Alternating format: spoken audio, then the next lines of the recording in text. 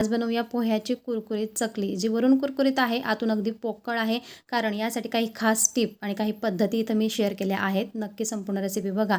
आणि येणाऱ्या सणाला जर तुम्हाला भाजणीची चकली बनवणं शक्य नसेल, तर अशी कुरकुरीत पोह्याची चकली नक्की बनवा.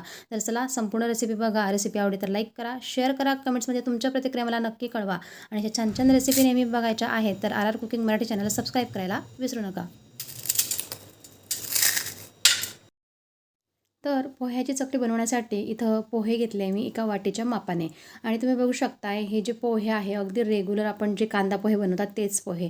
आता एका मिक्सी जारमध्ये आपण हे वाटीभर पोहे वाटून घेणार आहोत. पण यासोबतच आपल्याला लागणार आहे फुटाण्याची डाळ. तर ज्या वाटीच्या मापाने आपण पोहे घेतले त्याच्या निम्मे आपल्याला फुटाण्याची डाळ घ्यायची आहे. आणि या डाळीला आधीच भाजलेलं असतं, त्या कारणाने इथे जास्त मेहनत घेण्याचं काम नाही. आता बस झाकण लावायचं आणि याचं बारीक असं पीठ आपल्याला दळून घ्यायचं आहे. आता इथं एक मोठी परात मी घेतलेली आहे आणि हे जे दळलेलं पीठ आहे ते तुम्हाला गरज वाटत असेल तर तुम्ही चाळणीने चाळून घ्या. मला इथं आवश्यकता वाटत नाही, त्या कारणाने मी परातीत हे डायरेक्ट टाकलेलं आहे. आता यासोबतच आपल्याला तिसरा जो पदार्थ यात घालायचा आहे ते म्हणजे तांदळाचं पीठ. त्याच वाटीच्या मापाने आपण हे पीठ मोजणार आहोत. तर पहिले 1 वाटी आणि नंतर पुन्हा अर्धी वाटी अशा प्रकारे तांदळाचं पीठ हे 1.5 वाटी इथं वापरलं गेलं आहे. आता हे तिघही पदार्थ म्हणजे तिघही पीठ आपण व्यवस्थित मिक्स करून घ्यायचे. आता दुसरीकडे आपण मसाल्यांची तयारी देखील करून घेऊया. त्यासाठी एक मिक्सर जार घेतला आहे आणि त्यामध्ये 2 चमचे धणे, 1 चमचा ओवा, 1 चमचा आपण यात घालू जिरं. आणि जर तुम्हाला आवडत असेल तर तुम्ही यामध्ये लसूण देखील घालू शकतात, म्हणजे चव खूप छान येते. तर लसणाच्या 10 ते 12 पाकळ्या मी यात घातल्या आहे. गरज वाटत असेल तर यात पाणी घालून देखील तुम्ही हे वाटण तयार करू शकतात. तर बस आता आपण हे फिरवून घेऊ आणि हा मसाला अशा प्रकारे आपला तयार झालेला असतो. आता सगळ्यात महत्त्वाचा भाग म्हणजे चकली जर कुरकुरीत खुसखुशीत तुम्हाला हवी आहे तर चकलीचं जे पीठ आहे ते व्यवस्थित भिजवायला हवं. तर चकलीचं पीठ भिजवायच्या 3 पद्धती आहे. कोणी गरम पाण्याचा वापर करतं, कोणी कुकरमध्ये हे पीठ वाफवून ते नंतर भिजवतात आणि तिसरं म्हणजे खिशी घालून म्हणजेच उकड काढून हे पीठ भिजवलं जातं. तर सगळ्यात सोपी, परफेक्ट आणि आतून जर चकली तुम्हाला पोकळ आणि वरून कुरकुरीत हवी आहे तर तुम्ही खिशी घालूनच ही चकली बनवा. तर ज्या भांड्याच्या मापाने आपण पीठ मोजून घेतलं त्याच भांड्याच्या मापाने एका कढईमध्ये मी पाणी घेतलेलं आहे. पाणी चांगलं गरम झालं आहे तेव्हा 3 चमचे यामध्ये तेल घालायचं. तेल आणि पाणी व्यवस्थित मिक्स झालेलं आहे. पाण्याला चांगली उकळी आली आहे तेव्हा यामध्ये आपण घालूया सुरुवातीला 1 चमचा मीठ. आणि मंडळी गॅसचा फ्लेम आता कमी करायचा, कारण आपण यामध्ये आता मसाले टाकायला सुरुवात करत आहोत. तर तीळ घातले आहे मी 4 चमचे, कारण ही चकली भरपूर तीळ घालून केली तर चवीला छान लागते. अर्धा चमचा हिंग घालायचा आहे. यामध्ये आपण तिखट घालूया. तर तुमच्या आवडीनुसार तुम्ही जसं तिखट खात असाल त्यानुसार तुम्ही तिखट टाका. मी तर 2 चमचे तिखट घातलेला आहे. आणि यासोबतच आपण मिक्सरमध्ये वाटून घेतलेला मसाला म्हणजे जिरं, ओवा आणि धणे आणि लसूण हे मस्तपैकी वाटण तयार केलं होतं. आता ते पाण्यामध्ये टाकून व्यवस्थित मिक्स करून घ्यायचं. आणि मिक्सर जारमध्ये जर काही चिपकलेलं असेल तर थोडं पाणी घालून हे व्यवस्थित यामध्ये टाकून घ्यायचं. आता हे मिक्स झाल्यानंतर गॅसचा फ्लेम मी वाढवलेला आहे. आणि जशी या पाण्याला उकळी येते तेव्हा आपल्याला यामध्ये थोडं थोडं करत पीठ घालायचं आहे. तर पीठ घालताना पुन्हा गॅसचा फ्लेम कमी करायचा आणि मग पीठ घालत जायचं. तर काही एक कठीण नाही. पीठ पाण्यात घालता बरोबर ते फुलायला लागतं, कारण यामध्ये पोहे आणि तांदूळ असतात. शिवाय फुटाण्याची डाळ, म्हणजे तिघही पदार्थ असे की जे पाणी शोषून घेतात. त्या कारणाने इथं हे मिश्रण पातळ होत नाही, उलट छानपैकी फुलतं. आणि जेवढं हे फुलतं त्यामुळे चकली आतून अशी खुसखुशीत आणि पोकळ बनते. तर बघा तुम्ही काही वेळातच पिठाने संपूर्ण पाणी शोषून घेतलेलं आहे. आता फक्त 2 मिनटं यावर आपल्याला झाकण ठेवायचं आहे. गॅसचा फ्लेम कमीच ठेवायचा.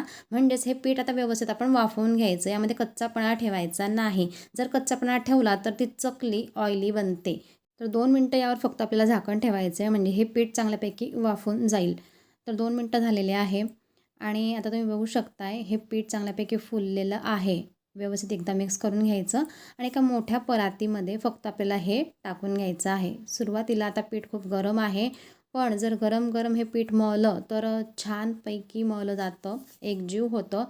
तर मी साईडला एका भांड्यामध्ये थोडं थंड पाणी घेतलं आणि व्यवस्थित हात ओला करत करत हे पीठ मळून घेणार आहे.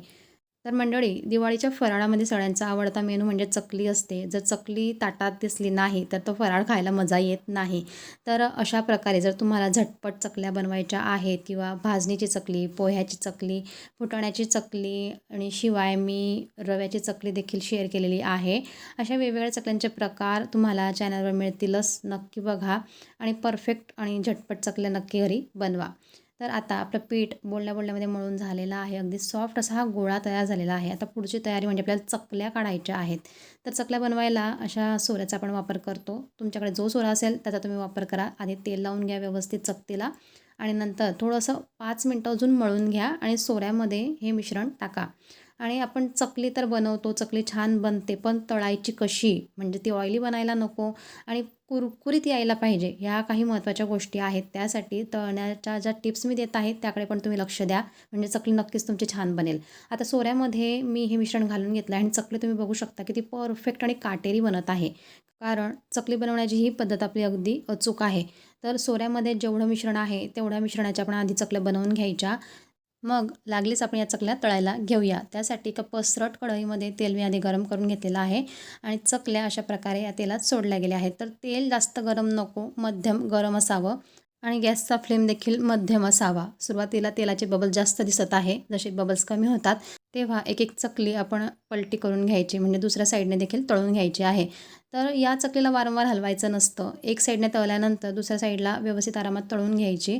बबल्स संपूर्ण कमी होतात हे आपल्या लक्षात येतं. चकली मस्तपैकी वर तरंगायला लागते तेव्हा ही चकली संपूर्ण तळली गेलेली असते. गॅसचा फ्लेम वारंवार हलवू नये, तेलाचं टेम्परेचर कमी जास्त करू नये आणि मोठ्या फ्लेमवर अजिबात चकल्या तळू नये. या काही टिप्स आहे. या फक्त तुम्ही अंमलात आणा म्हणजे चकली अशीच परफेक्ट तुमची बनेल. तर मंडळी, तुम्ही बघू शकताय चकली किती भारी दिसायला दिसत आहे. जितकी ती भारी आहे तितकी चवीलाही खूप छान लागते.